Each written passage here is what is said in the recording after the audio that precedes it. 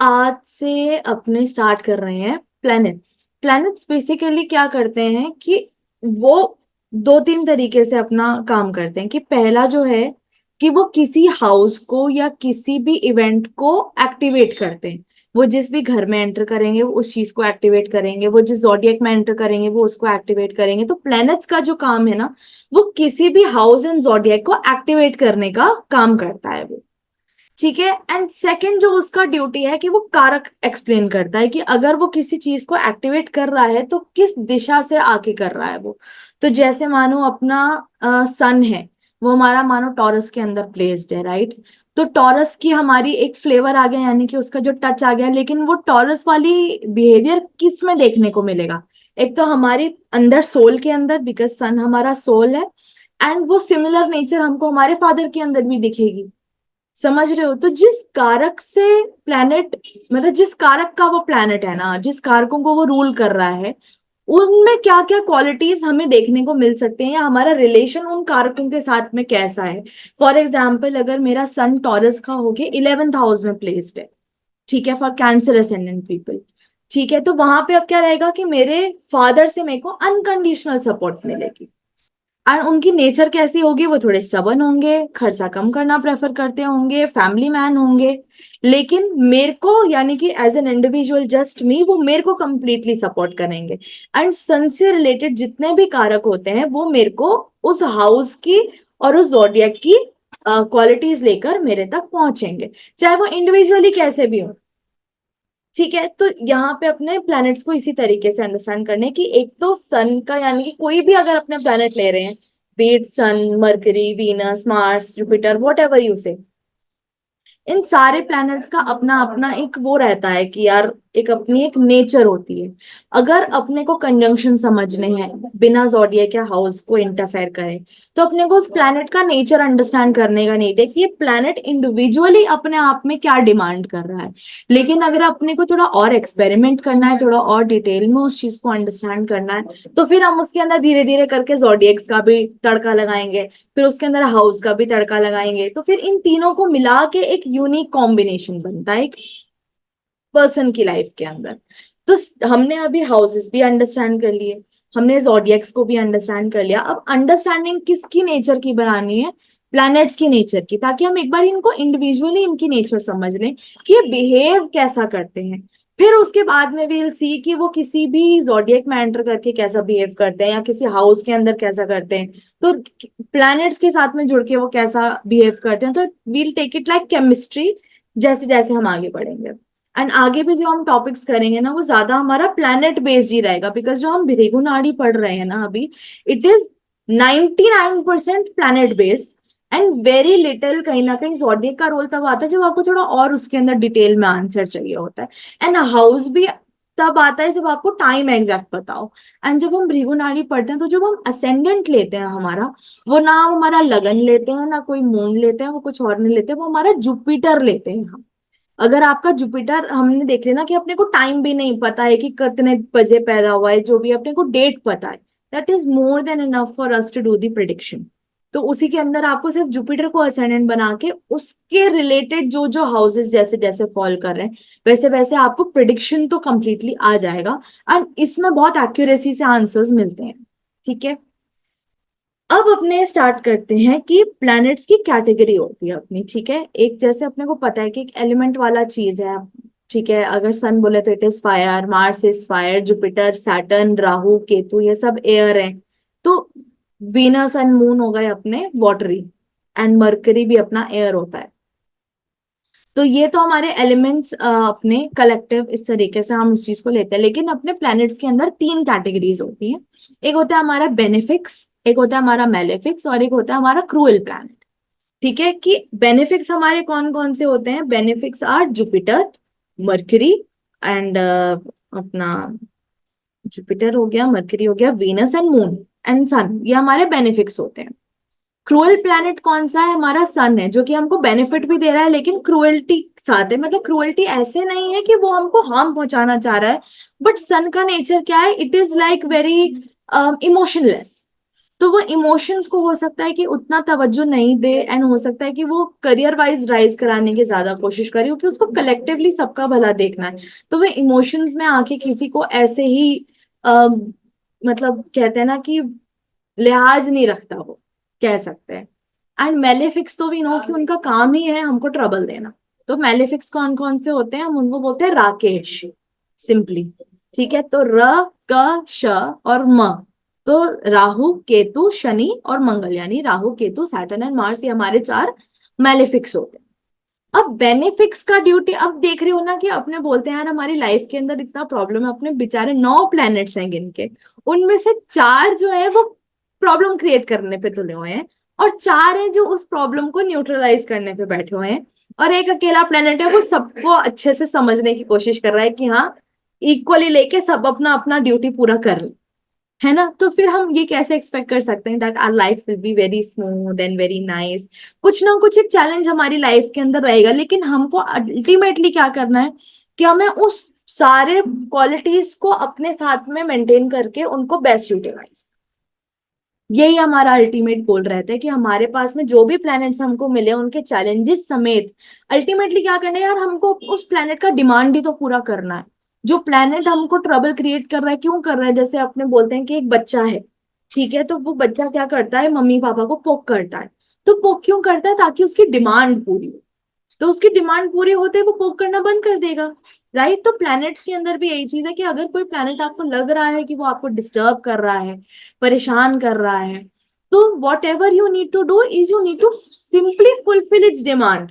That's it. एक बार आपने उसका डिमांड फुलफिल कर लिया, वो आपको तंग करना बंद कर देगा। It is as simple as that. तो अभी जो हम पढ़ रहे हैं ना, वो अल्टीमेटली यही देख रहे हैं कि प्लैनेट हमसे एग्जैक्टली डिमांड क्या कर रहा है, उसकी नीड क्या है, उसका नेचर क्या है। अगर हम उसके वर्किंग के हिसाब से काम करना स्टार्ट कर देंगे, तो हमारा जो लाइफ है, हमारी जो चीजें हैं, वो will be very easy for us to deal with. कोई भी प्रॉब्लम आएगी हम देख के भी हंस देंगे, अरे यार ये वाला प्लैनेट ऑपरेट कर रहा है, बस ऐसा काम करो चीज सॉल्व हो जाएगी हमारी। तो यहाँ पे हम उसी प्लैनेट की अंडरस्टैंडिंग बनाएंगे कि व्हाट दे एक्चुअली नीड।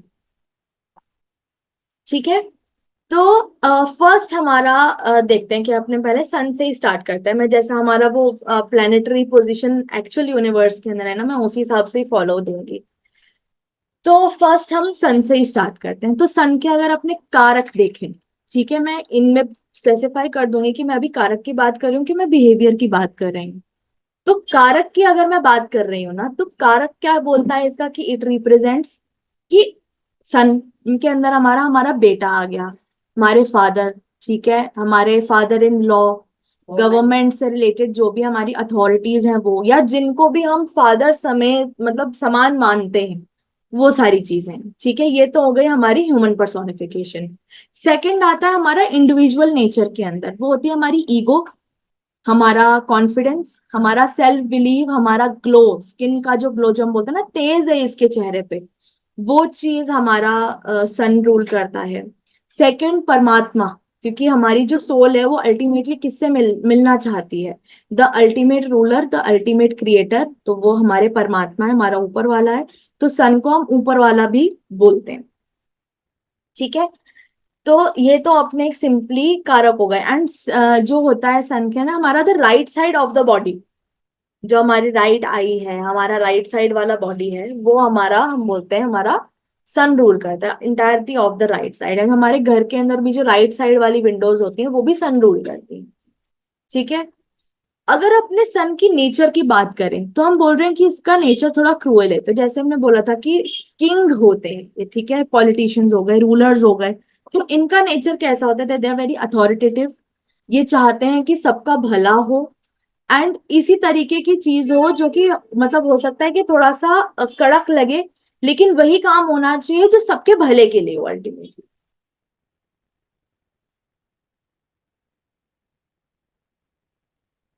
ठीक है, तो सन के अंदर हम वही चीज अल्टीमेटली मांगते हैं कि हम वो चीज करें जिससे हमारा कॉन्फिडेंस बिल्ड हो।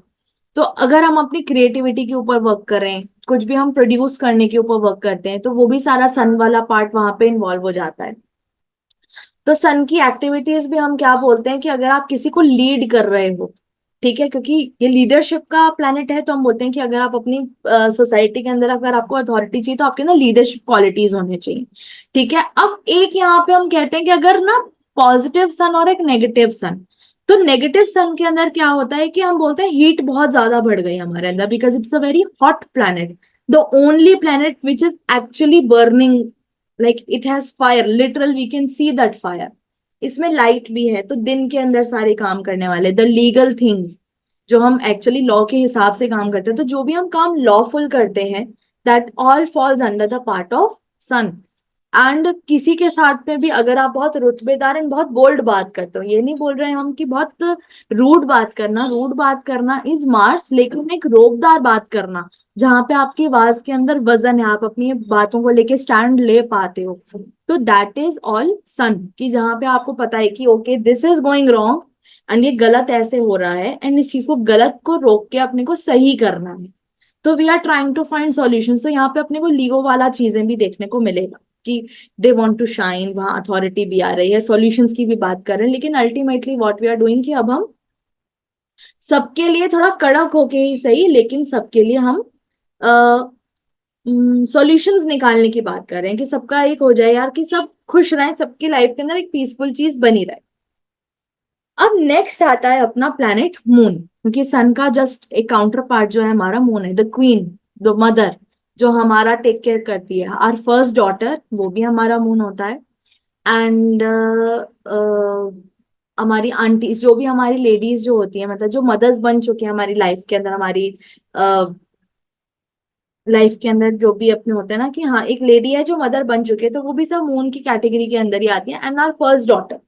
तो ये सब हम बोलते हैं इस तरीके से। फिर अगर अपने बोले इसके simple, other other than personification कारक, तो इट इज घूमना, खाना, ठीक है, ड्रिंकिंग वाटर, क्योंकि पानी वाला जितना भी चीजें हैं, हमारा कांच होता है वो भी मून है, सिल्वर इज मून, ठीक है, चांदनी रात तो अपने को पता ही है कि वो तो चांद है ही है अपना मून, तो ठीक है।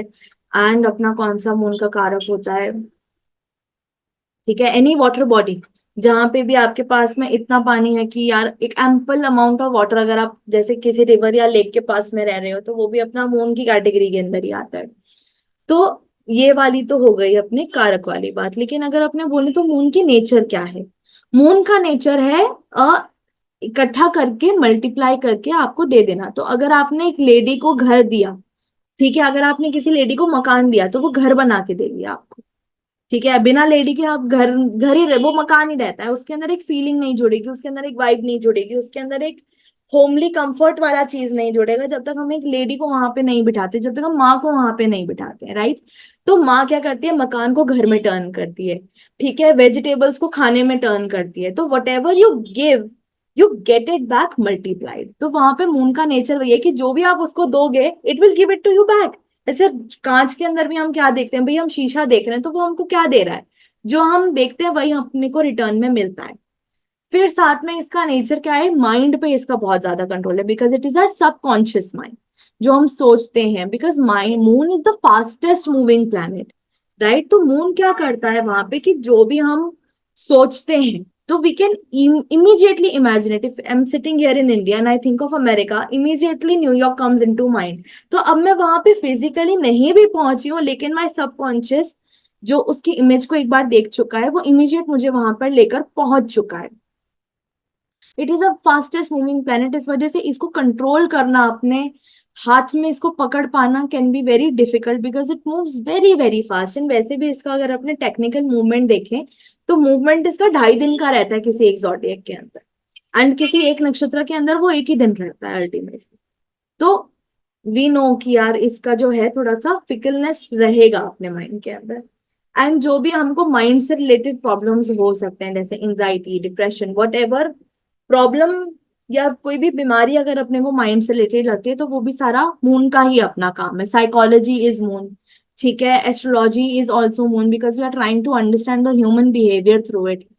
एंड अपने मून के अंदर थोड़ा मैनिपुलेशन भी आता है, अगर थोड़ा नेगेटिव साइड जाए तो it is very manipulative as well, cheating वाला भी है। तो हम ये कह सकते हैं कि ये कभी कभी सामने वाले के माइंडसेट को इतना अच्छे से पकड़ लेते हैं कि हम ये गेस नहीं कर पाते हैं कि ये इंसान जो है ये हमारे साथ में एक्चुअली में सगा है हमारा कि वो हमको अंदर खाते चीट करने का सोच रहा है। तो यहाँ पे ये दोनों क्वालिटीज चलती हैं। एंड ये बेनिफिट क्यों है? बिकॉज ये किसी को अल्टीमेटली ऐसे हार्म थोड़ी पहुंचा रहा है कि वो प्रॉब्लम क्रिएट जानबूझ के कर रहा है। It is simply giving what it's getting. ये वही कर रहा है जो इसको मिल रहा है। तो अगर इसको गलत ट्रीटमेंट मिलेगा तो ये ऑब्वियसली बात है, ये वाइल्ड होगा, क्योंकि रात का इसका जो रूल करता है, ये रात को रूल करता है ये, राइट। दिन में चांद हमको दिखता ही नहीं है, लेकिन जैसे जैसे रात ढलनी स्टार्ट होती है वैसे वैसे मून का वर्चस्व बढ़ जाता है, उसका इम्पैक्ट ज्यादा होता है, तो इट रूल्स द नाइट। तो वहां पे ये एज सच तो वहां पे रोशनी देने का ही काम कर रहा है ना मून, तो वो बेनिफिट इसी वजह से कि वो अंधेरे के अंदर भी it is trying to guide you the best it can. लेकिन है ये स्टिल रात का ही, तो अगर हम इसको डिस्टर्ब कर देते हैं तो ये प्रॉब्लम क्रिएट तभी करेगा, क्योंकि ये वही दे रहा है जो इसको मिल रहा है। जैसे सनलाइट इसको मिलेगी तो ये शाइन करेगा, नहीं मिलेगी तो ये शाइन नहीं करेगा। ठीक है, तो ये मून का अपने एक नेचर वाला चीज। फिर आता है दिस अनदर प्लैनेट, जो कि हमारा अपना एस्ट्रॉइड से इधर वाला ही है, तो ये भी फटाफट अपना प्लेसमेंट मूव करता है। तो it is mercury, the conscious mind. Mercury के अगर अपने ह्यूमन पर्सोनिफिकेशन वाले कारक देखें तो इट इज आवर फ्रेंड्स, बच्चे इन जनरल। ठीक है, क्योंकि मरकरी को हम बोलते हैं कि इसका कोई जेंडर नहीं है। मून अपने को पता है इज अ फीमेल, सन अपने को पता है इज अ मेल, लेकिन मरकरी का अगर अपने बोले तो इसका कोई जेंडर नहीं है। ठीक है, तो ये थोड़ा इंपॉर्टेंस वाली चीज भी देता है अपने को। ठीक है, एंड साथ में इसका क्या है कि जो भी हमारा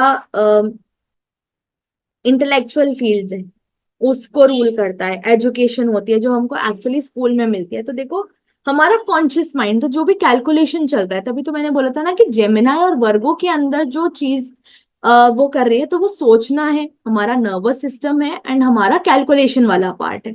तो if someone is good in maths, तो वी कैन सी कि हाँ यार, इस इंसान का मरकरी अच्छा है, उसकी बोली क्लियर होगी। ठीक है, जो भी हम टंग से बोलते हैं, तो वो सारी चीजें उस इंसान की बहुत क्लियर रहेगी कि उसकी बोली क्लियर हो। वरना अगर मरकरी किसी का डिस्टर्ब्ड होता है, तो एक तो उस बच्चे को स्टार्टिंग में बोलने में टाइम लगेगा, वो जल्दी बोलना स्टार्ट नहीं करता है।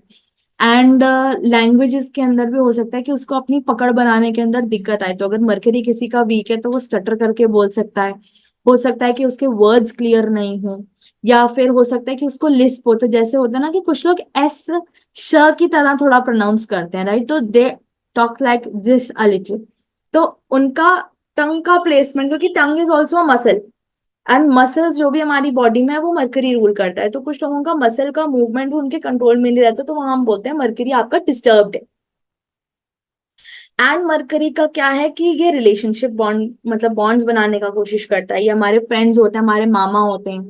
ठीक है, मतलब मदर के ब्रदर, हमारे मामा जी वो होते हैं। एंड हमारा कह सकते हैं एक फ्रेंड सर्कल, बॉयफ्रेंड गर्लफ्रेंड वाला जो रिलेशनशिप होता है वो हमारा मरकरी से रूल करता है।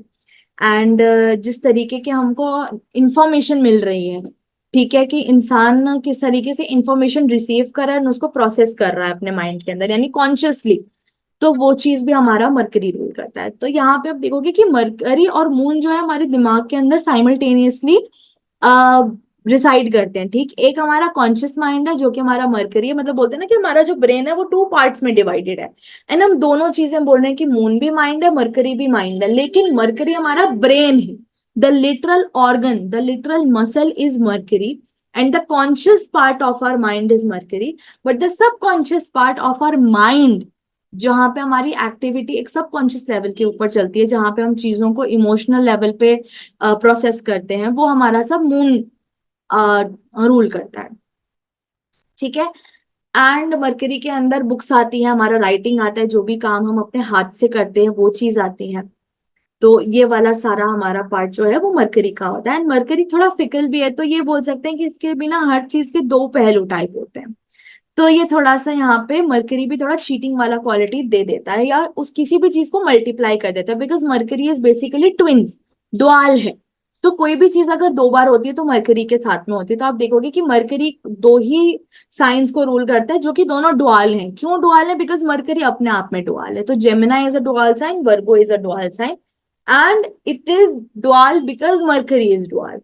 तो इनकी भी लाइफ के अंदर यू विल सी कि जिन लोगों का मरकरी रूलिंग लोग होते हैं, तो इन लोगों का जो भी चीज होती है वो मल्टीपल होती है हमेशा लाइफ के अंदर। तो कोई भी चीज अगर अपने को मल्टीप्लाई करनी है तो मरकरी का रोल वहां पे हम देखते हैं अल्टीमेटली। एंड मरकरी को हम अपनी उसमें भी देख सकते हैं, जैसे हमारा डांस है, म्यूजिक है, उसकी स्टडी अगर हम कर रहे हैं प्रोफेशनल तरीके से, तो जो हम बोलते हैं ना नृत्यकार लोग जो होते हैं, तो वो सब मरकरी रूल लोग होते हैं। तभी तो हम जैसे अगर आप जैसे केरला भी अगर किसी ने विजिट करा हो एंड वहां के आर्ट को विजिट करा, तो there is a dance called Kathakali, right? तो उसके अंदर वो फेस को ग्रीन पेंट करके हर तरीके से करते हैं, तो they have such control over their muscles कि they can move their this muscle very easily, their eyes very simultaneously वो पूरा शेक कर लेते हैं। मतलब वो अगर आप उनको देखोगे ना तो you will see Mercury acting there. तो एक्टिंग भी हमारा मर्करी, अगर हम किसी की मिमिक्री कर रहे हैं तो दैट इज मर्करी। आर्ट हम किसी का भी अगर हम किसी चीज को कॉपी पेस्ट कर रहे हैं वो भी मरकरी है। बिजनेस डीलिंग्स पार्टनरशिप्स होती हैं, legal work, paper work, that is all Mercury. तो ये वाली सारी चीजें हमारी मरकरी को डिनोट करती हैं। तो मरकरी के बाद अपना आता है वीनस। तो वीनस के अगर अपने कारक बोले तो ये हमारा सेकंड डॉटर है, ठीक है। एंड हमारा रेटिना है। एंड अगर अपने इसका सिंपली बोले तो इसकी जैसे अपने बोलते हैं ज्वेलरी, तो ज्वेलरी के जो भी हमारे पीसेस होते हैं वो सारे वीनस होते हैं। मैरिज इज वीनस, सबसे इंपॉर्टेंट पार्ट जो है मैरिज, वो हमारा वीनस है। हमारे जो भी रोमांटिक बॉन्ड्स होते हैं वो सब वीनस रूल करता है हमारा। एंड अगर अपने वीनस का बात करें तो वीनस इज, हम बोलते हैं ना कि वीनस इज मेडिसिन, ठीक है। तो बोल, हाँ वीनस इज मेडिसिन। तो वीनस किस तरीके से, बिकॉज वीनस को क्या गिफ्ट मिला हुआ है कि नेक, मतलब बोलते हैं ना कि किसी को भी जिंदा वापस कर देना, किसी को अगर कोई सीवियर बीमारी भी है तो किसी को तेजी से ठीक कर देना, किसी को वापस जिंदा कर देना, वो जो क्वालिटीज होती हैं वो वीनस को गिफ्ट मिला हुआ है ऊपर वाले के थ्रू, तो जो शुक्राचार्य। तो उनको अकेले को ऐसा गिफ्ट मिला था जो किसी मरते हुए इंसान को भी अगर कुछ दें तो उसकी ब्लेसिंग से वो इंसान वापस से जीवित हो जाता था, उसको वापस जीवन मिल जाता था। तो इट इज मेडिसिन। एंड हमारा जो भी हमारा आर्ट यानी जो क्रिएटिविटी है, जैसे कोई फैशन के अंदर है, कोई पेंटिंग वगैरह करता है, तो वो सारी चीजें भी हमारी वीनस के अंदर कहीं ना कहीं दिखती हैं अपने को। तो they will be very creative, they will be very beautiful. तो कोई भी चीज जो बहुत प्रिटी है, बहुत ब्यूटीफुल है, जैसे पेंटिंग्स भी हम देखते हैं तो वो किसी ने हाथ से बनाई है, वो बहुत सुंदर है, या कोई दिखने में बहुत ज्यादा सुंदर है, किसी का एस्थेटिक सेंस बहुत अच्छा है, तो वो सब वीनस रूल्ड लोग हैं जिनका एस्थेटिक सेंस अपने घर को लेके सजाने का देख लो, या फिर आप उस चीज को बोलते हैं ना कि भाई किसी का कपड़ों का स्टाइल, घर को सजाने का स्टाइल, अपनी चीजों का एक जो सलीका होता है रखने का, अगर बर्तन भी रखे हैं तो वो एक जैसे बर्तन एक थीम के साथ में रखेंगे। तो वट एवर दे डू कि वो साफ सफाई को बहुत ज्यादा वैल्यू करते हैं। मतलब वीनस रूल जो लोग होते हैं वो साफ सफाई को बहुत ज्यादा वैल्यू करते हैं। Hygiene is like the utmost priority for them, साफ सफाई रखना उनकी सबसे ज्यादा प्रायोरिटी होती है। तो अगर किसी को अपना वीनस इंप्रूव करना है तो सबसे बेस्ट चीज क्या है कि अपने आप को साफ सुथरा रखो। कपड़े भी हो तो उसमें दाग नहीं लगे होने चाहिए, या आप अपने कपड़े जो हैं वो किसी के पहने हुए, या अगर आप मतलब मानो जैसे फ्रेंड्स के अंदर भी या फैमिली के अंदर भी हम करते हैं ना कभी कभी कि हमारा अगर सेम साइज है तो हम बदल बदल के एक दूसरे के कपड़े पहन लेते हैं। तो वीनस वो स्वच्छता बहुत ज्यादा रखने की कोशिश करता है कि वो अपने कपड़े किसी को शेयर नहीं करे। एंड अगर अपने वीनस की एक्सट्रीमिटीज की भी बात करें तो वो कभी कभी इतना ज्यादा पर्टिकुलर हो जाते हैं कि जिस गिलास में भी वो पानी पियेंगे ना, वो गिलास भी किसी के साथ में शेयर नहीं करते हैं कि नहीं यार जूठा मत करो, वो ग्लास मेरा ही, या ये बॉटल मेरी है, या ये सिरहाने का जो कवर है वो भी मेरा है। तो they are very particular about their things just to keep hygiene उनके हिसाब से। एंड उनका कॉस्मेटिक्स जैसे पार्लर का काम होता है, मेकअप का काम होता है, इट इज ऑल मेकअप जो लोग लगाते हैं वो फेस का रूप बदलने के लिए, वो चीज राहु है। लेकिन वीनस एज अ क्रिएटिविटी वाला चीज है, अपने आप को ब्यूटिफाई करने का चीज है। जैसे हम लिपस्टिक लगाते हैं, काजल लगाते हैं, लाइनर, मस्कारा, तो ये डिसेंट दिखने वाली चीज है। लेकिन कुछ लोग बहुत गॉडी मेकअप करते हैं, राइट, जिसके अंदर ऐसे ओवर ग्लिटर होता है, ओवर ब्लश होता है, अजीब सा लिपस्टिक लगा लेते हैं, तो वो चीज राहु की है। बट वीनस के अंदर वो किसी चीज को भी ब्यूटिफाई करना है, अल्टीमेटली किसी भी चीज को एक्सपेंसिव बनाना है। And Venus is our financial condition. जो हम एक्चुअली में एक ऑनेस्ट तरीके से पैसा कमाते हैं, तो वो भी हमारा वीनस की ही कैटेगरी के अंदर फॉलो होता है कि हम पैसा कैसे कमा सकते हैं। एंड एक चीज यहाँ समझने की सबसे ज्यादा इंपॉर्टेंट है कि बोलते हैं यार कि अगर हम स्पिरिचुअल काम के अंदर हैं, तो कुछ लोगों को ये चीज डाउट होती है कि अगर आप स्पिरिचुअलिटी में हो तो आपको तो चैरिटी करनी चाहिए ना, तो आप पैसा किसी सर्विस के लिए, किसी स्पिरिचुअल सर्विस के लिए आप पैसा कैसे मांग सकते हो, राइट? ऐसा लोग यूजुअली बोलते हैं कि ये कैसी चीज है। लेकिन जो एक्चुअल समझने का चीज है, जैसा हम बोलते हैं कि पैसे का जो इंपॉर्टेंस है, हम उस चीज को खराब नहीं कर सकते कि पैसा खराब चीज है। We know that money is the root of all evil, but money अगर किसके पास में होगा तो वो उस इविल की जड़ भी काट सकता है। Getting it? तो अगर किसी को सही रास्ते चलना है उसकी सर्वाइवल नीड्स के लिए, तो उसके पास में पैसा होना चाहिए। तो जो आप अपना पैसा अपनी सर्वाइवल नीड्स, अपने कंफर्ट एंड जो ऑनेस्टी के लिए, आप जो अपनी ऑनेस्ट जिंदगी जीना चाहते हो, उन चीजों के लिए if you are earning money, तो that money is the Venus money, जो हम ऑनेस्टी से कमा रहे हैं, अपनी ऑनेस्ट लाइफ जीने के लिए कमा रहे हैं। एंड अल्टीमेटली हमें अपने घर के अंदर अपने घर वालों को सुख, उनको एक कंफर्ट और एक पीसफुल लाइफ देने के लिए जो अपने को पैसा चाहिए, ताकि हम गलत रास्ते नहीं जाएं उस सर्वाइवल नीड को पूरा करने के लिए, वो पैसा हमारा वीनस का है। लेकिन जो पैसा अथाह है, ठीक है, जो हम ब्लैक मनी बोलते हैं, इलीगल मीन से जो पैसा कमाया जाता है, किसी को हार्म पहुंचा के पैसा कमाया जाता है, जो अथाह है, ठीक है, जिस पैसे का ना वो जो इंसान जिसने उसको लिया है, जो उसका ओनर है, वो ही उस चीज को एंजॉय कर पाता है, और ना ही उस चीज, वो जो पैसा है ना, वो सच बताऊं तो अगर किसी को लग रहा है कि उसने इलीगल मीन से पैसा कमाया, जो राहु का पैसा है, वो अल्टीमेटली किसी बेकार चीज के अंदर ही जाके स्पेंड होगा, वो किसी अच्छी चीज के अंदर स्पेंड नहीं होगा। तो अब आपको कैसे पता लगे कि आपके पास में जो पैसा आ रहा है वो वीनस का पैसा है कि राहु का पैसा है, राइट? वो ऐसे पता लगेगा कि जब आपने पैसा कमाया, वो पैसा कमाया हुआ आपने खर्च किस तरफ किया। अगर आपने, आपके घर के अंदर फ्रूट्स अच्छे आते हैं, वेजिटेबल्स अच्छी आती हैं, ठीक है, आपके कपड़े बनते हैं, आपकी ज्वेलरी बनती है, जैसे गोल्ड हम बोलते हैं खरीदते हैं, तो ये आपकी चीजें ऐसी हैं जो आपको अल्टीमेटली आपकी लाइफ को सिक्योर कर रही है। तो अब आप समझ जाओगे कि यार ये पैसा हमारा अच्छा था, इसने हमको हेल्प करा, हमको हेल्थ मिली इससे।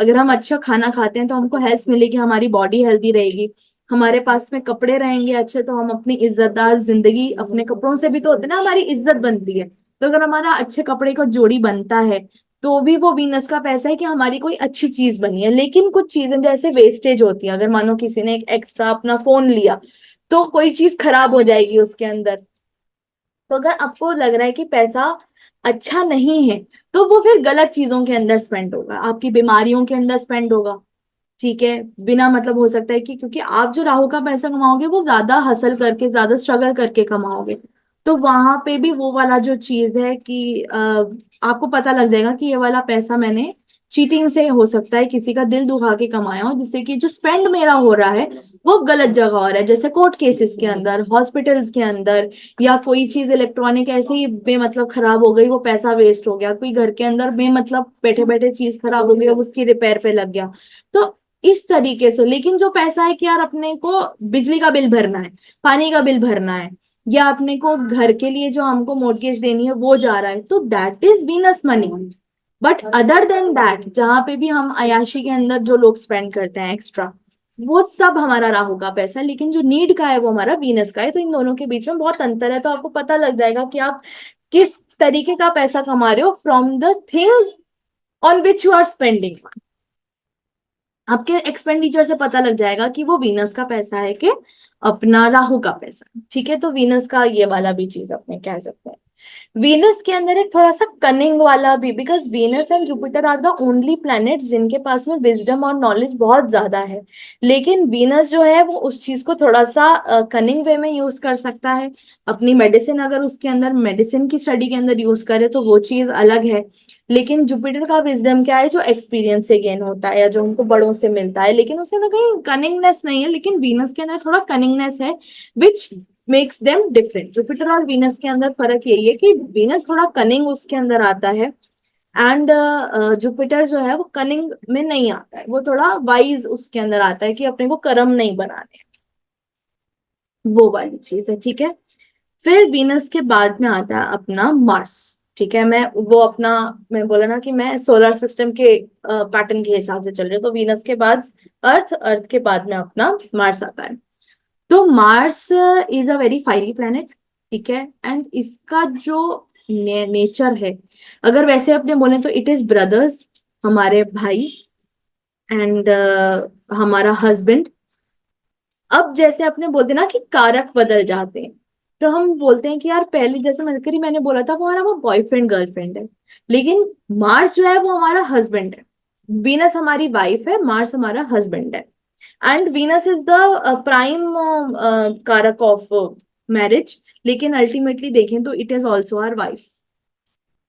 तो हम कभी कभी बोलते हैं ना कि यार जब पहले रिलेशनशिप में थे, शादी से पहले तो बहुत अच्छा चल रहा था, लेकिन शादी होने के बाद में यार इंसान ही बदल गया।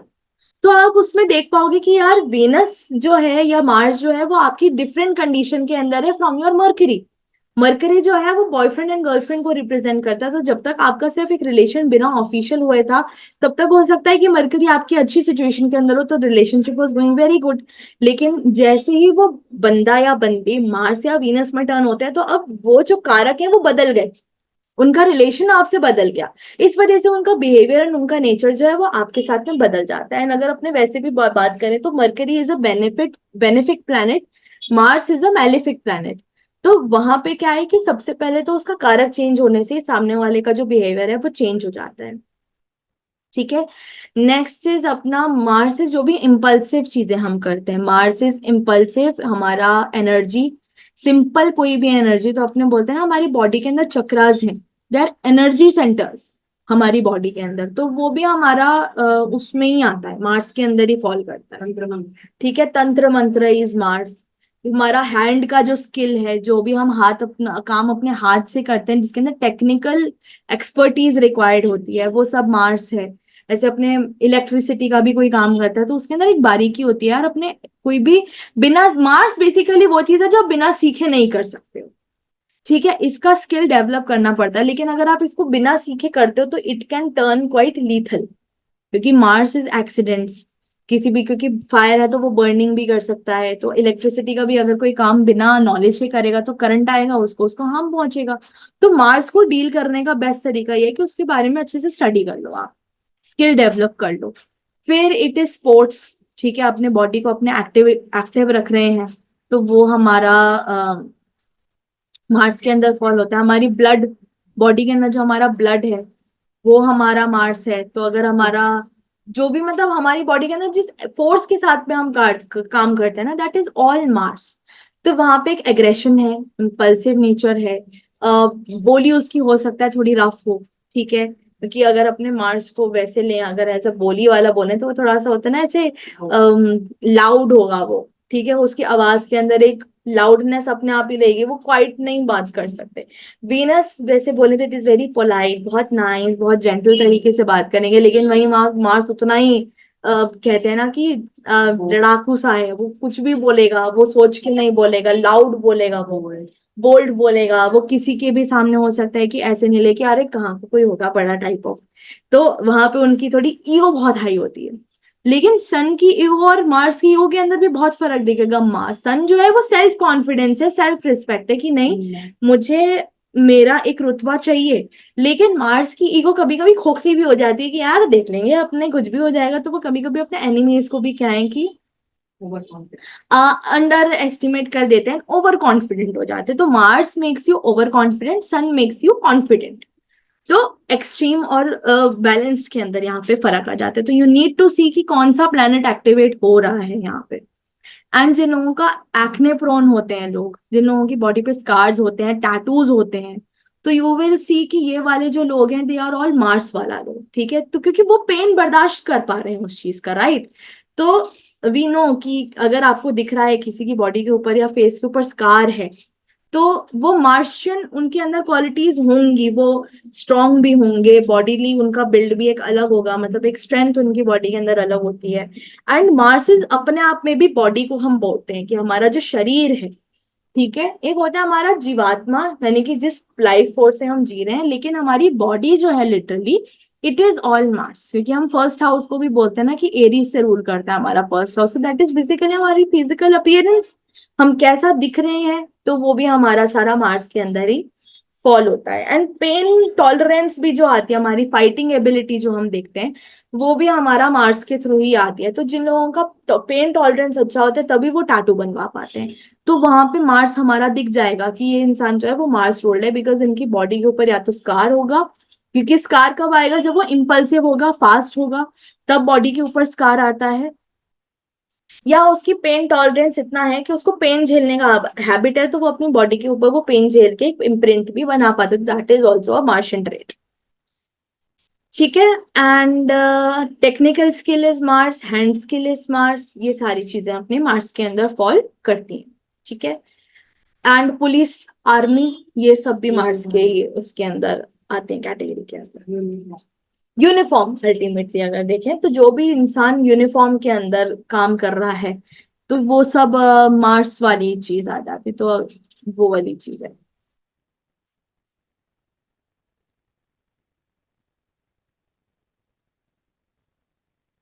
नेक्स्ट अपना आता है प्लैनेट जुपिटर।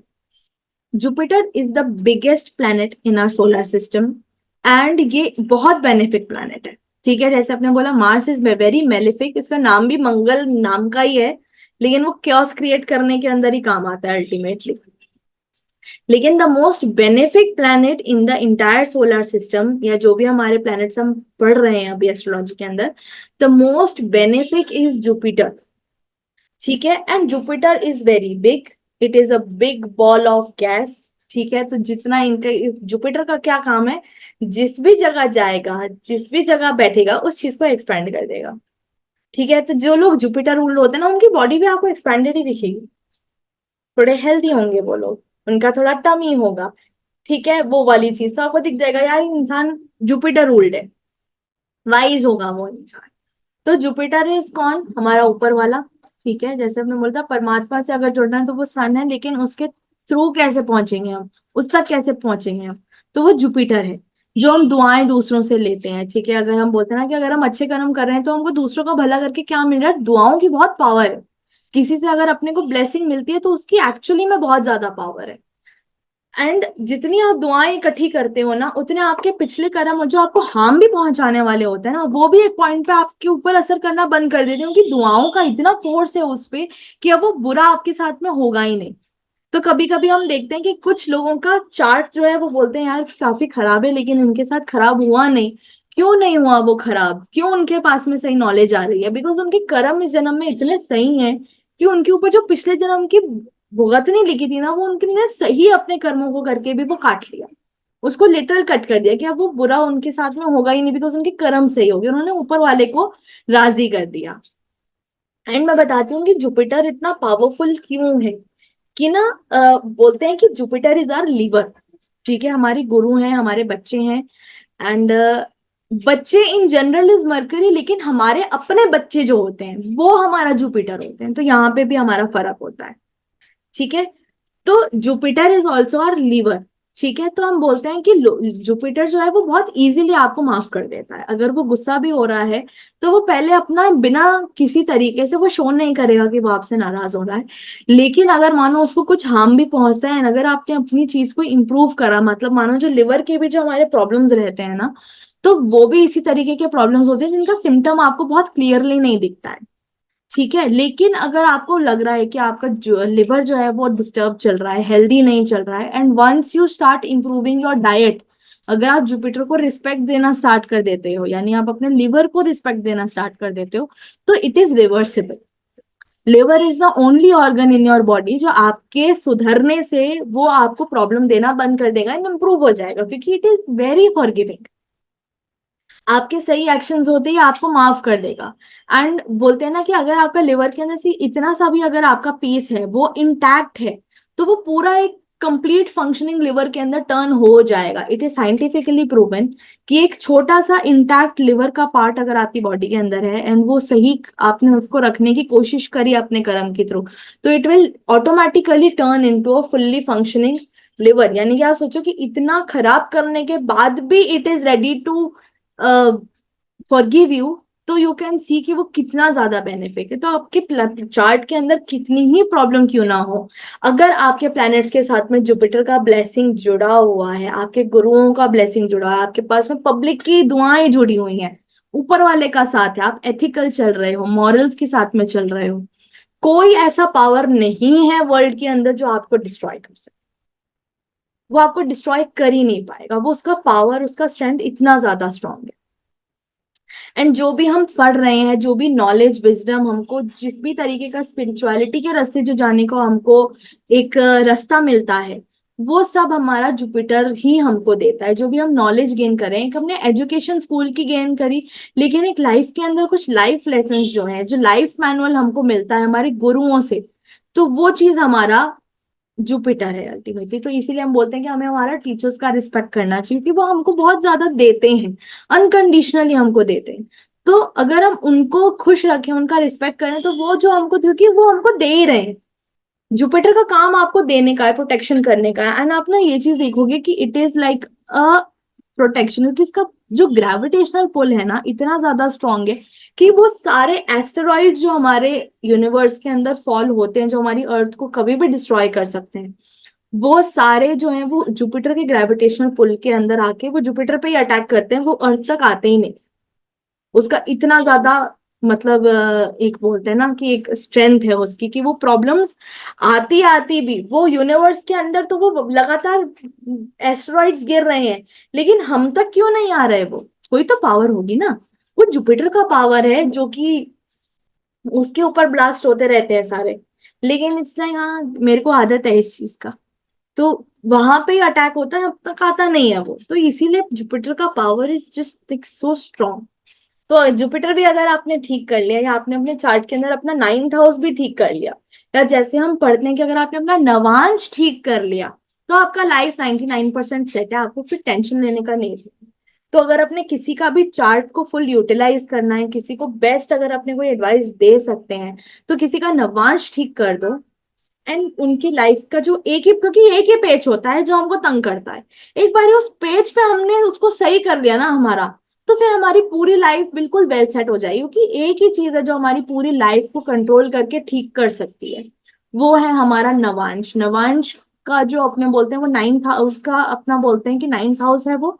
तो 9th हाउस अगर आपने अपना ठीक कर लिया, नवांश ठीक कर लिया, जुपिटर ठीक कर लिया, तो do not need to worry, आपकी लाइफ ऑटोमेटिकली ट्रैक पे आ ही जाएगी, इट इज गारंटीड। प्रॉब्लम से आप बच जाओगे, because you will be fulfilling your duty, ultimately soul का ड्यूटी है आपका। एंड जुपिटर इज ऑल्सो जीवात्मा। तभी हम बोलते हैं कि अगर आपको अपने बारे में या अपनी लाइफ के बारे में आपको चीजें समझनी है, चेक करनी है, तो हम भृगु नाड़ी के अंदर इसीलिए जुपिटर को असेंडेंट बना देते हैं, because Jupiter is you your self. तो जुपिटर को ही लेके हम सारी चीजों को हम प्रिडिक्ट उस हिसाब से करते हैं। And Jupiter and Saturn are the planets which make events happen.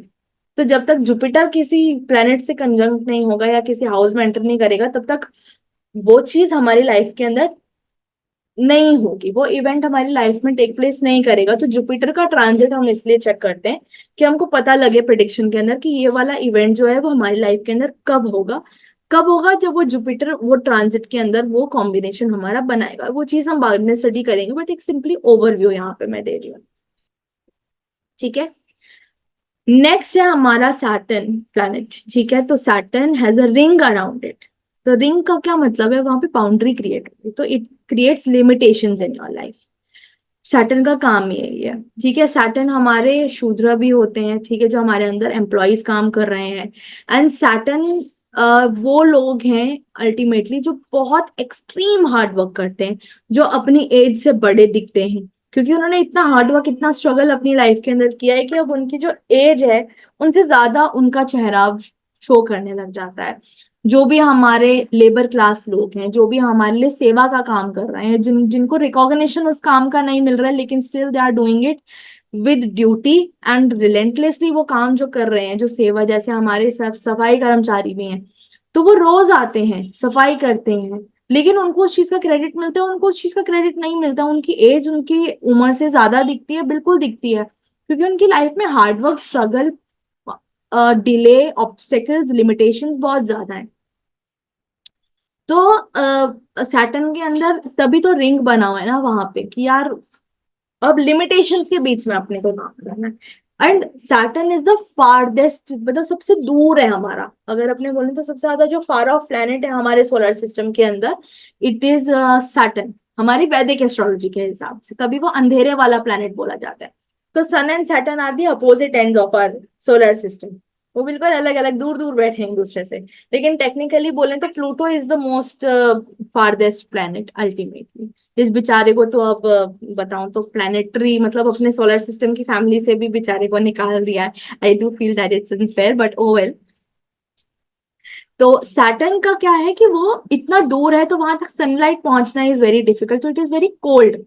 तो जो भी हम आइसक्रीम्स भी खाते हैं, ठंडी चीजें, ठंडी जगहें, बर्फ, दे आर ऑल सैटर्न। तो इनका भी जो दिल होता है ना, ये इसलिए बोलते हैं कोल्ड हार्टेड होते हैं।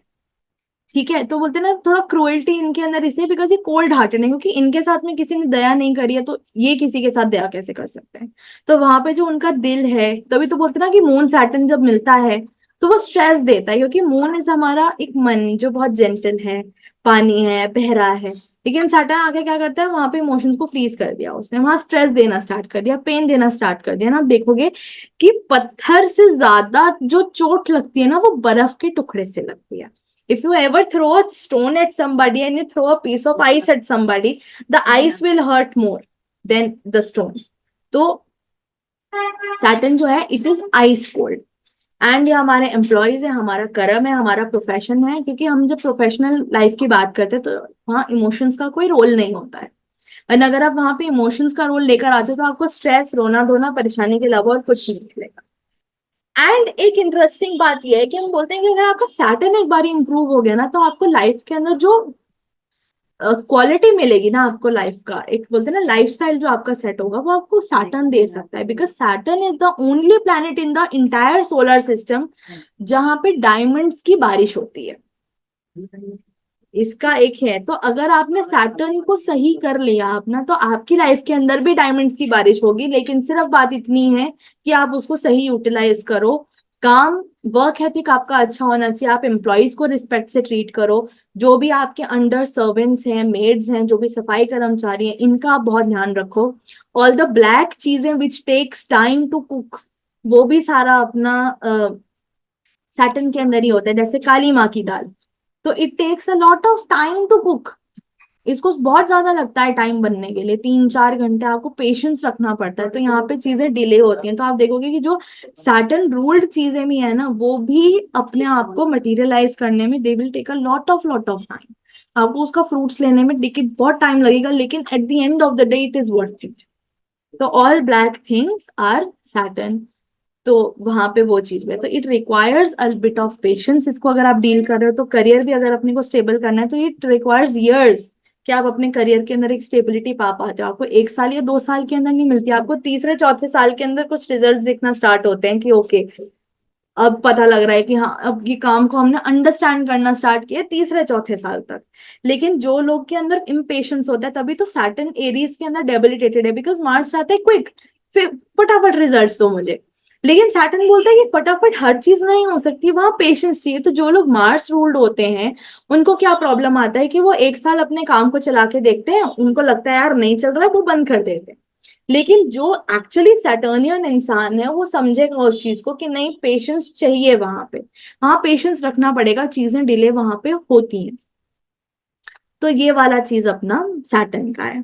ठीक है, एंड यहाँ पे क्या है कि ये अपने आप को भी अंडर एस्टिमेट करने का क्वालिटी रखते हैं, या जो लोग सैटर्न रूल होते हैं ना ये अपना कॉन्फिडेंस बहुत जल्दी लूज कर लेते हैं क्योंकि है अंधेरे का ये प्लेनेट। तो अल्टीमेटली क्या है कि अगर इनको थोड़ा सा भी कोई पुक कर देते ना तो कॉन्फिडेंस एकदम से अपना लूज करके थोड़ा कच्चे कच्चे से होते हैं। सेकंड, इनकी जजमेंट बहुत एक्यूरेट होती है, इनका चेहरा थोड़ा स्टर्न होता है। एंड जिन लोगों का सैटर्न बहुत प्रोमिनेंटली आप देखोगे ना तो उनके अंदर आप देखोगे कि एक स्टर्ननेस होती है, उनके चेहरे के अंदर ना एक उम्र दिखती है यार, उन्होंने लाइफ देखी, उन्होंने लाइफ का कड़वा सच जिया है। तो उस वजह से क्या है कि उनकी ना चीज एकदम ऐसे थोड़ा हो सकता है कि थोड़ा प्यार से बोलो तो थोड़ा भूथड़ दिख सकते हैं वो, लेकिन उनकी वो लाइफ के एक्सपीरियंसेस की वजह से, एंड क्योंकि लाइफ इतना क्रूअल होती है तो उनको लाइफ के अंदर सरवाइव करने के लिए एक श्रूडनेस भी अपने अंदर डेवलप करनी पड़ती है, जो कि गिफ्ट श्रूडनेस का भी सैटर्न जो है वो दे देता है, जो भी रूल करता है उससे। लास्ट जो प्लैनेट्स दो बचे हैं अपने, it is Rahu and Ketu. Rahu and Ketu are basically two mathematical points, they are not exactly planets, they are merely mathematical points due to which eclipse occurs। जिस पॉइंट पे आके हमारा एक्लिप्स आता है उस पॉइंट्स को हम राहु एंड केतु का नाम देते हैं, एंड इन दोनों को अंडरस्टैंड करना थोड़ा मिस्टीरियस हो सकता है, एंड हम जितना इनके बारे में पढ़े उतना कम है, because they are not exactly planets, they are simply points in the universe, but still they effect our life a lot. And Rahu and Ketu are basically चेले ऑफ सैटर्न। जो काम सैटर्न नहीं कर पाता है वो राहु केतु को बोल देता है कि तुम इनकी लाइफ के अंदर वो प्रॉब्लम क्रिएट करके इनको रास्ते पे, सही रास्ते पे लेकर आओ। तो वहां पे राहु केतु का ये ड्यूटी लगा रखा है। अब Rahu is the head portion, Ketu is the body portion. We know that very clearly, कि राहु केतु का जो वो राक्षस रहा हुआ है उसका सिर कट गया था, लेकिन still it was the life क्योंकि उसने अमृत चख लिया था। तो दोनों का क्वालिटीज अलग है ना। राहु इज धुआं, केतु इज चाकू। ठीक है, तो जो भी चीजें इल्यूजन क्रिएट कर रही हैं, इमेज क्रिएट कर रही हैं, एक आपके अंदर भ्रम पैदा कर रही हैं, आपको आपके रास्ते से, आपके पोटेंशियल से आपको अलग कर रही हैं, भटका रही हैं आपको, वो सारी चीजें जो हैं आपको वो राहु की तरफ लेकर जाती है, ताकि आप एक चकाचौंध की तरफ अट्रैक्ट हो, गलत चीजों की ओर जल्दी अट्रैक्ट हो। तो जो लोग स्मोक ज्यादा करते हैं वो भी राहु के रास्ते ही होते हैं। यू विल सी कि यहाँ पे अब राहु एक्टिवेटेड हुआ है तो उनको एंजाइटी रहेगी, तभी वो स्मोक करेंगे। And the second part is the Ketu part, it is the spiritual वाला चीज, जहाँ पे क्योंकि अब उसका सिर नहीं है ना, वो उसको भोगना कुछ नहीं है, उसको सिर्फ जानना है, उसको क्यूरियोसिटी है कि मुझे करना क्या है लाइफ में। Rahu is toxic air pollution, roads, जैसे हम बोलते हैं ना कि रोड्स के अंदर एक्सीडेंट्स होते हैं, वो क्यों होते हैं? क्योंकि वहां पे दिमाग बंद हो जाता है एक पॉइंट पे, इंसान का भटक जाता है वो। तो अगर आप रोड रेज के अंदर भी एंगेज कर रहे हो तो वो राहु आपको वहां पे आपके मेन गोल से आपको भटकाने की कोशिश कर रहा है, कि आपको जाना कहीं और है, आपका कोई काम है, लेकिन सड़क के ऊपर अगर आप बैठ के लड़ रहे हो तो अब आप अपने मेन गोल से डिस्ट्रैक्ट होके आप वहां पे अपना टाइम वेस्ट कर रहे हो। ठीक है, एंड रोड के अंदर जो हमारे चौराहे भी होते हैं वहां पे एक्सीडेंट्स बहुत ज्यादा होते हैं, तो राहु कॉजेज एक्सीडेंट्स। ठीक है, एंड केतु जो है वो अल्टीमेटली चाकू है, जो कि काट छाट कर देता है हर चीज की। ठीक है, बिजली गिरना, बादल वाला जो चीज है, जो चीज जो लाइट को ढक देता है, वो हमारा राहु है। शैडो जो हमारी दिख रही है, जैसे बोलते हैं ना कि कभी दोपहर की लाइट देखना, है ना, तो उसके अंदर आप इतना सा पीस रखोगे ना किसी चीज को, उसकी शैडो इतनी बड़ी दिखेगी। तो with Rahu you can not exactly predict कि किसी चीज का साइज कितना है। तो वो दिखाने में तो बहुत ज्यादा है कि हाँ यार ये चीज बहुत बड़ी है, लेकिन उसकी लाइट का एंगल बताता है कि वो कितना, वो जब उसको रियलिटी में देखोगे तो वो इतनी पिन्नी सी दिखती है, लेकिन उसकी शैडो कभी कभी बहुत ज्यादा होती है। डिपेंड करता है कि लाइट का एंगल क्या है। तो शैडो इज राहु, तो इट कैन कंफ्यूज यू कि ये चीज का साइज एक्चुअल क्या है, ये छोटी है, बड़ी है, क्या चीज है। क्योंकि कभी कभी हम लाइट का एंगल ऐसे रखते हैं कि कोई बड़ी सी चीज भी बहुत टाइनी सी दिखती है, उसकी शैडो नहीं दिखती है अपने को। एंड राहु का क्या काम रहता है कि वो आपको अपने सोल पर्पस से भी दूर कर देता है, वन ये वो भी चीजें जो आपने आज तक अपनी लाइफ के अंदर एक्सपीरियंस नहीं करी है। तो जुपिटर का जो अपोजिट है इट इज राहु। तो अगर बददुआओं की अपने बात करें तो राहु के अगर आप रखते हो तो आपको बहुत ज्यादा बददुआओं का भी सामना करना पड़ सकता है, because you are hurting a lot of people in the process of gaining something which is not required. इसका नीड नहीं है आपको, लेकिन still you are hurting people in the process. तो कभी कभी ये ब्लेसिंग्स जो आपके पिछले जन्म के हैं वो भी ये खत्म कर सकता है। ये तो ये आपके सोल पर्पस से आपको स्ट्रिप ऑफ करने का कोशिश करता है। ठीक है, राहु जो है ये आपको इंडल्जेंस की तरफ लेकर जाएगा, बोलेगा कि इस चीज के अंदर इंडल्ज कर, केतु बोलेगा जाने दे बाहर में, मेरे को किसी से कुछ लेना देना रखना ही नहीं है। तो वो भी चीज सही नहीं है कि आप हर चीज को ही बिल्कुल नकार दो। ठीक है, isolation is good, spirituality is good, research is good, अपना टाइम लेना इज गुड, लेकिन हर चीज को ही अपनी लाइफ से कट ऑफ कर देना, फकीर बन जाना is not good as well. तो राहु और केतु का एक्सेस इस तरीके का है कि आपको इन दोनों के साथ में चलते हुए आपको अपनी लाइफ के अंदर मतलब अपनी लाइफ को चलाना होता है इन्हीं दोनों चीजों के ऊपर, क्योंकि जहां पे भी आपका राहु केतु प्लेस्ड होता है वहीं पे ही आपको एक्सट्रीम और इग्नोरेंस के अंदर बैलेंस बनाने का नीड होता है। कभी कभी होता है इंसान की वहां पे आपके कार्मिक है, तो वहां पे हो सकता है कि अगर आप मानो कि सिर्फ केतु केतु के ऊपर फोकस करो तो राहु डिस्टर्ब करेगा, सिर्फ राहु राहु के ऊपर फोकस करो तो केतु डिस्टर्ब करेगा। तो यहाँ पे इन दोनों का बैलेंस बनाने का बहुत ज्यादा आपका नीड होता है, ठीक है। एंड एक बहुत इंपॉर्टेंट पॉइंट था कि Rahu and Ketu are always in retrograde, sun and moon can never be retrograde. ठीक है, रेट्रोग्रेड का मतलब होता है कि वो चीज पीछे जाके वापस हम उसको करेक्शन करते हैं। ऐसे हमने नोट्स भी बनाए हमारे, ठीक है, अब हमने उसको दोबारा से अगर आप देख रहे हैं तो हम ऑब्वियस ही बात है कि अगर अपने को करेक्शन करना है तो we have to go back to the past, यानी कि अपने को रेट्रोग्रेड जाना पड़ेगा just to correct that mistake. ठीक है, एंड सन एंड मून का क्या रोल रहता है, वो होता है कि अब ऑर्डर इसने आपको दिया है, क्योंकि ये दोनों ऐसे प्लैनेट्स हैं जो आपको ऑर्डर देते हैं। तो बोलते हैं ना कि या तो अपने दिल की सुनो या अपने दिमाग की सुनो, तो ये दोनों हमारे ऑर्गन ऐसे हैं बॉडी के अंदर जो हमको ऑर्डर देते हैं क्या करने के लिए, कि हमको करना क्या है, राइट। तो इसलिए ये कभी रेट्रोग्रेड नहीं जा सकते हैं, लेकिन हमारे एक्शंस जो हैं अगर अपने को करेक्ट करना है तो वो राहु के तो रेट्रोग्रेड इसीलिए है बिकॉज हर किसी का जो जन्म हुआ है कुछ करेक्शन करने के लिए हुआ है हमारा, राइट।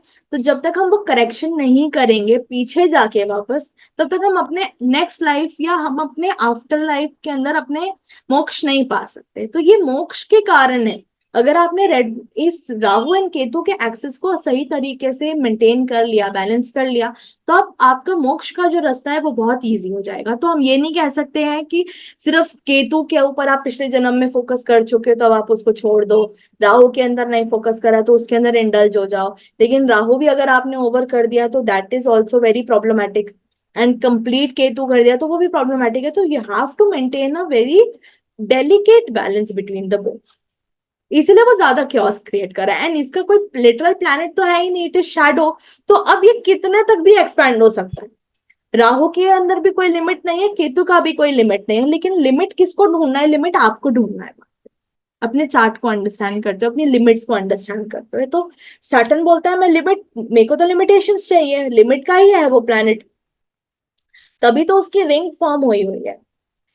लेकिन Rahu Ketu since they are not even planets, they don't even have a proper body, तो अब क्या है कि वो बिल्कुल फ्री हो गए ना, उनके पास में लिमिट कोई है ही नहीं ऐसी जो उनको ये चीज रियलाइज करा सके कि अब ये लिमिट है एंड ये प्रॉब्लम ज्यादा क्रिएट कर देगी।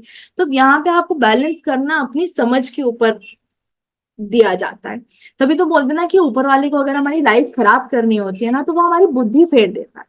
तो राहु का क्या काम है बुद्धि फेरने का, कि it's because it is your senses, it is your thinking ability and it's right on your face, है ना। वो राहु कंट्रोल कर रहा है आपको, ये आपके सारे सेंसेस को बंद करके वो खुद ओवर पार करके आपके सारे काम खराब कर देगा। तो आपको ध्यान रखना पड़ता है कि आप कितना राहु की तरफ जा रहे थे, आप to keep it in check daily, कि आप राहु के रास्ते जा रहे हो कि आप जुपिटर के रास्ते जा रहे हो। एंड राहु को अगर किसी को तंग करना होता है ना, तो Rahu disturbs Jupiter first of all. Rahu का काम ये है कि वो सबसे पहले आपके जुपिटर को ही तंग करेगा। केतु बोलता है कि हर चीज आपकी बेकार है, सब चीजें छोड़ दो, सब रिश्ते छोड़ दो, मोह खत्म ही कर दो कंप्लीटली। एंड उसी वजह से थोड़े से नाइव हो जाते हैं, गलतियां करने को भी हम केतु बोलते हैं। चाकू शार्प चीजें, बिजली कड़कना, तो कोई भी चीज अगर बहुत इंटेंसिटी से अपने को पेन देती है, बर्निंग पेन देती है, तो वो केतु आपको बर्निंग पेन का एक्सपीरियंस कराता है अगर आप गलत रास्ते चल रहे हो। लेकिन केतु वही अगर आपको अच्छा वर्क कर रहा है तो आप कुदरत से कनेक्ट कर पाते हो, ऊपर वाले के रास्ते कर पाते हो, चल पाते हो, रिसर्च कर पाते हो, किसी भी चीज को आप उतना डेप्थ तक डिग कर पाते हो जितना उस चीज की रिक्वायरमेंट है। तो केतु आपको वहां पे भी हेल्प करता है। लेकिन राहु का क्या बेनिफिट है कि आप जितना अपनी लाइफ में ग्रोथ पाना चाहते हो वो आपको देगा, वहां वो लिमिट नहीं दे रहा है, लेकिन still you have to find a limit in both. तो वहां पे एक चीज करनी है आपको।